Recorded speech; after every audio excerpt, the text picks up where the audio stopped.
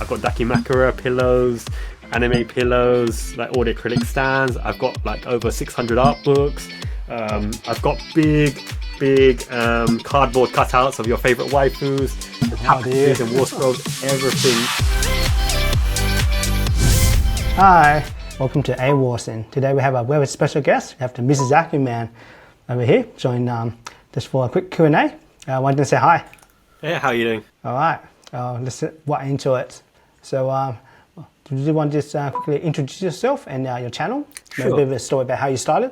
Absolutely, yeah. So, interesting story. So my channel actually started being named Making Success Inevitable. So it's basically the kind of story about how I built up all the kind of foundation to move over into Japan, a dream come true. And then I found as we moved over to Japan, lived there for a while, that making kind of vlog and kind of slice of life videos takes a lot of time and editing, just something which I didn't have time for at the time. So then I kind of thought, what really are my passions and my hobbies? And that kind of led me into the kind of figure and weeb collection kind of side of things, with obviously, you know, loads and loads of figurines, eventually into kind of war scrolls and music boxes, art books, acrylic stands, a bit of everything really. And I found that just like by purchasing these things and showcasing them off, you know, unboxing, unveilings, that kind of thing, it's much quicker to do, and it's something that I can build, you know, the channel based off, and it's something that I enjoy until, you know, time permitting, I have enough time to do the other stuff. Then yeah, that's how the MiyazakiMan persona was kind of created, obviously being based in Miyazaki, and yeah, it's gone from there really. Wow, that's pretty incredible. And yeah, definitely, I think I've seen some of the stuff where you do explore Japan and looking at the culture stuff. And I guess it's kind of still continue that with the checking out the Wonderfest festival as well. No, that's right. Yeah, so ideally I really want to make a lot of these kind of vlog style life in Japan videos, exploring all the different places, the foods, the activities, the events. But obviously I've got like two young kids at the moment. One's 3 and one's 1 year old, and the Wonderfest is more or less an early birthday present from the missus to get myself away from the house for a little bit.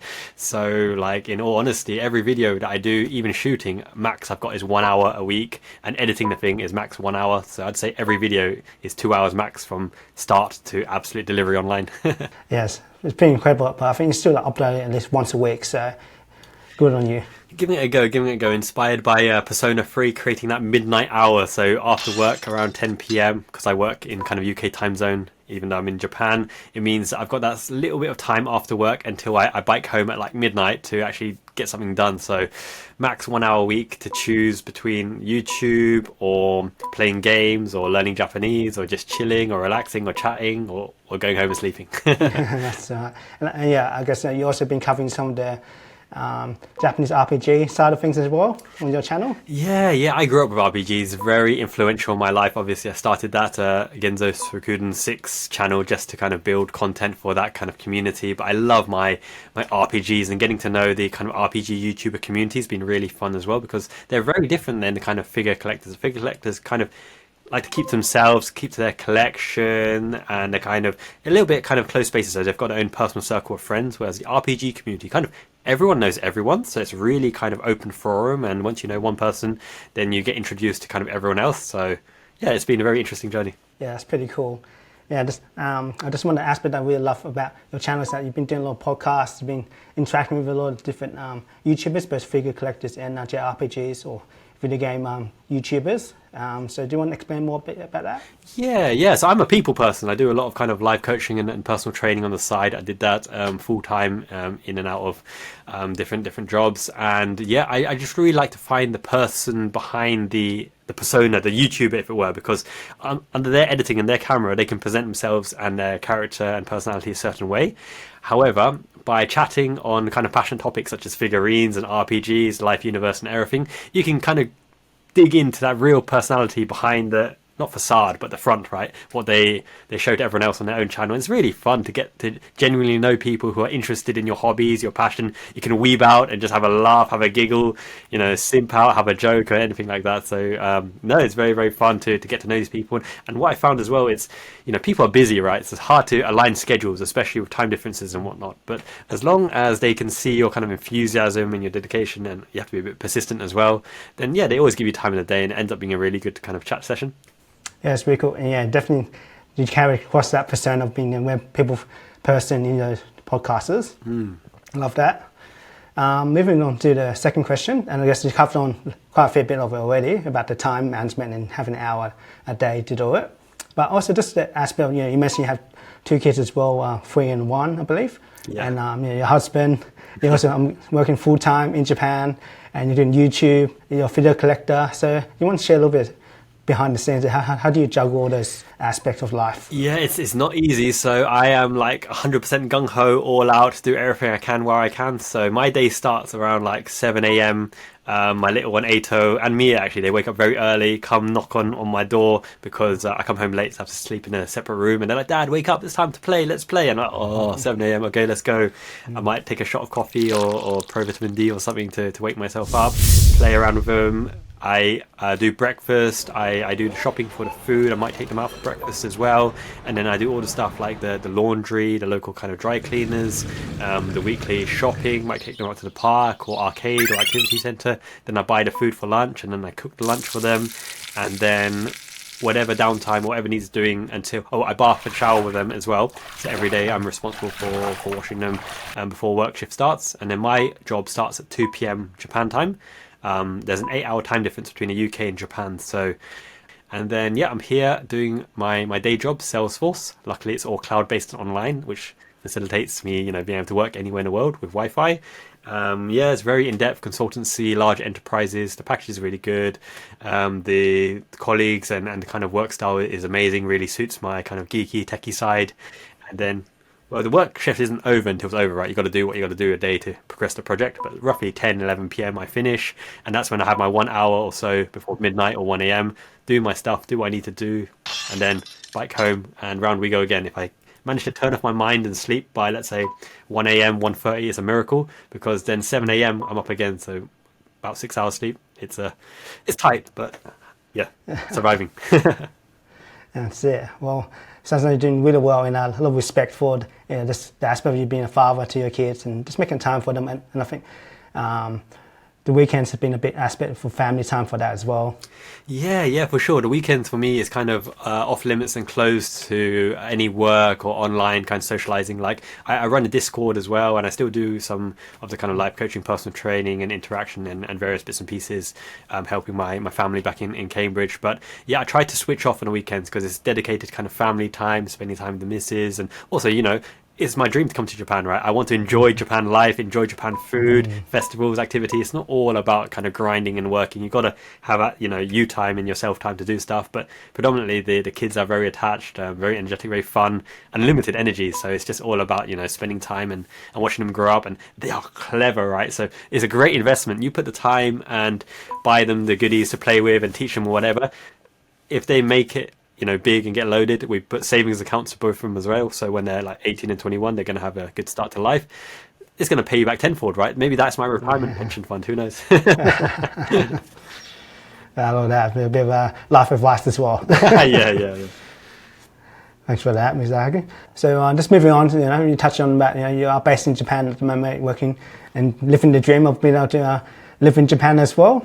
So just want to touch more on the aspect of the figure collecting side. Obviously, a lot of our stuff that we buy from the figure collecting are sold in Japan. So do you want to share a little bit of the pros and cons of living in Japan and collecting? Yeah, so many advantages. Obviously, I have now open access to the world of Japanese goodies, right? But with that makes the classic kind of meme that your wallet is crying or your money is burning, and it's really true because everywhere you go, no matter what you go, there's temptations everywhere, from little gachapon items to exclusive goodies, secondhand goodies. And secondhand goodies in Japan are almost brand new in comparison to in Cambridge in the UK. Like, they take great care of them, top notch, and the price is 50% off or whatever. But it's not just like figures, it's also like food and desserts and snacks and clothes and accessories. Literally everywhere your eyes are like ching, you just want to buy and grab and hoard everything. And the problem that I have is I've got no vertical or horizontal even floor space because it's stacked to the rim of goodies. And there's so many goodies, right,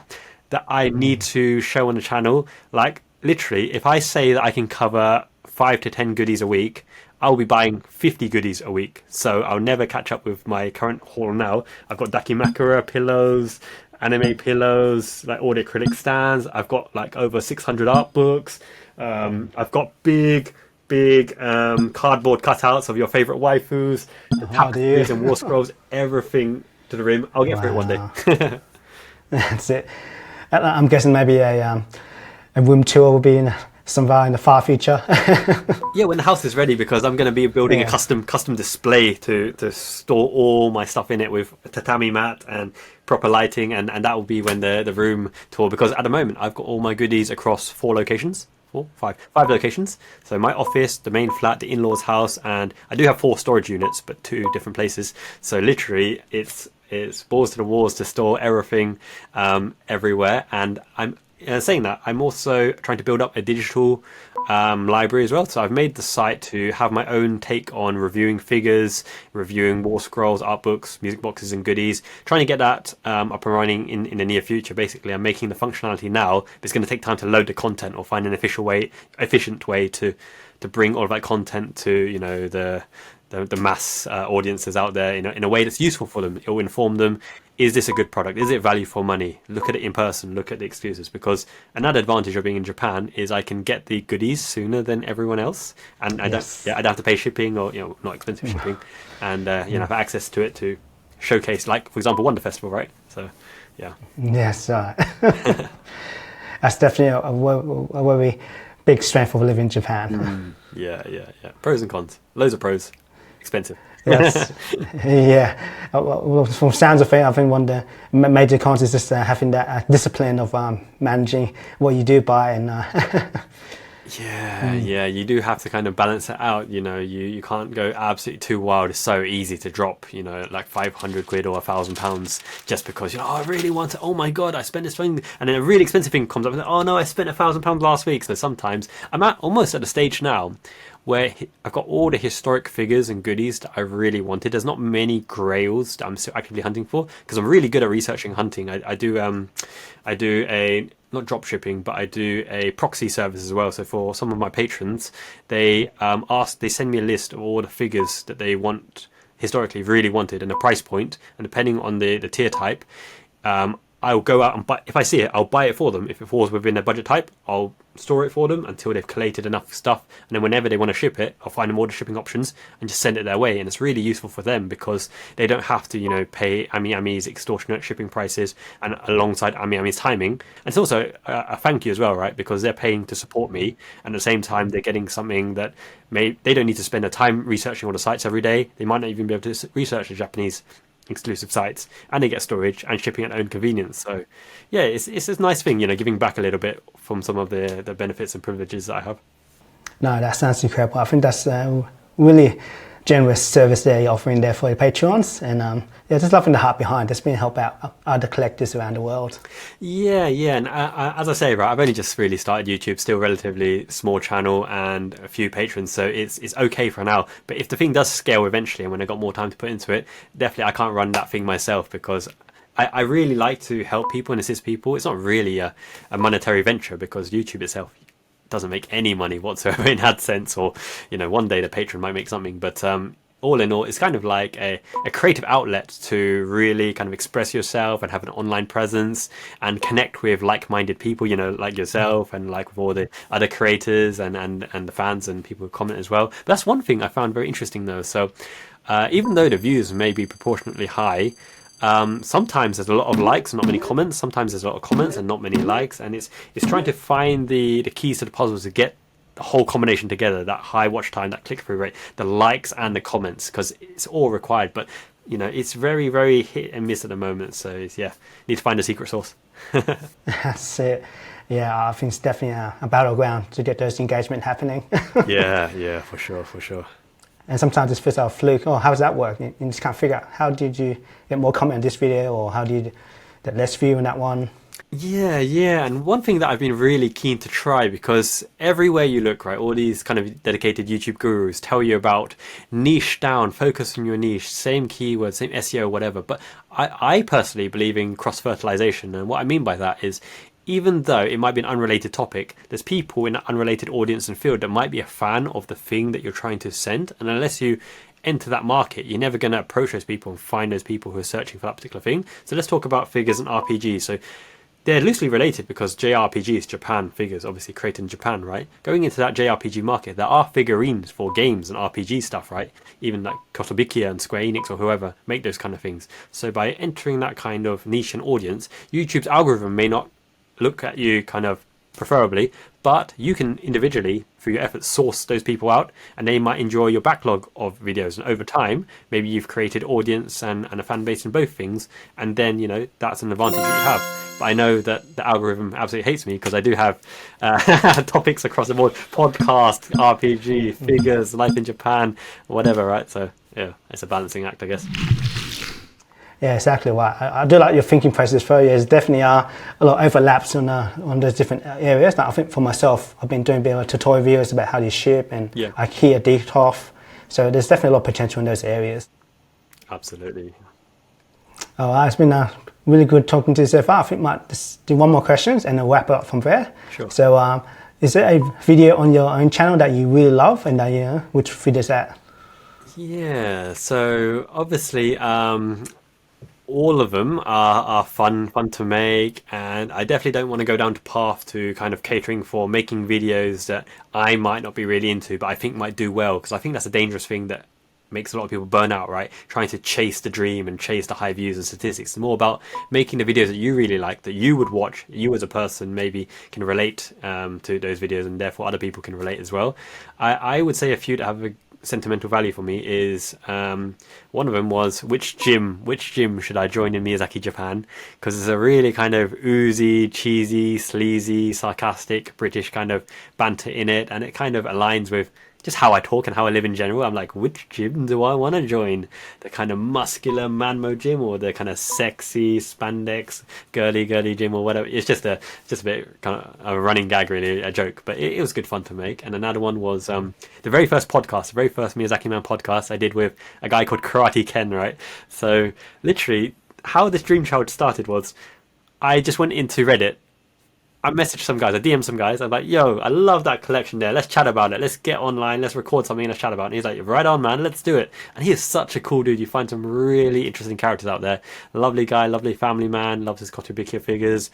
And yeah, it just clicked, and from then the format was born, and obviously bringing in more of the kind of well-known, you know, established people, you know, like Ken, DTC Reviews, Joanna Vark, you know, Zuko, all these kind of people in the industry. It just only grows from there. But ultimately, that was the one that started, you know, the kind of podcasting. And I don't think I've done a similar podcast to that one, where we actually say, like, I have done one with Digital Next, who he's huge as well, lovely fella, Chris. He's got 1 million subscribers on YouTube, so he's really big. But we did around our top 5 freeing bunny figures, and we've actually done another video whereby who is the king of bunnies on YouTube, who has the most freeing bunny figures, me or him. And it was close, very close. We went into triple digits each, but very close. I need to release that sometime. No worries. Wow. Yeah, definitely sound like some really incredible videos there. And I don't think as you're talking, they'll be popping up on the screen for you guys to check out. Excellent. But yeah, really appreciate all the time, and especially, you know, I know you're a limited hour a day to make these videos. So thank you so much for your time and just sharing the behind the scenes of what you do. And I'm loving this scene. Just the heart and just how you find so much gold on other collectors and RPGs players. So thanks again. And yeah, all the details of your MiyazakiMan will be on screen right now, including, you know, link to the website and this podcast stuff and Discord and Patreon as well. Yeah, please do support him and check out his videos. Excellent, my man. Much appreciated. Thank you for having me, Awarsing. And yeah, we'll speak very soon. And obviously our podcast is coming up soon as well. So guys, look forward to it. Subscribe to his channel. Great stuff. Loving the content. We're all up and coming here. You know, we'll grow together. Growth. So until next time, thanks very much for having me, and take care. Speak soon. Bye. Cool. Cheers.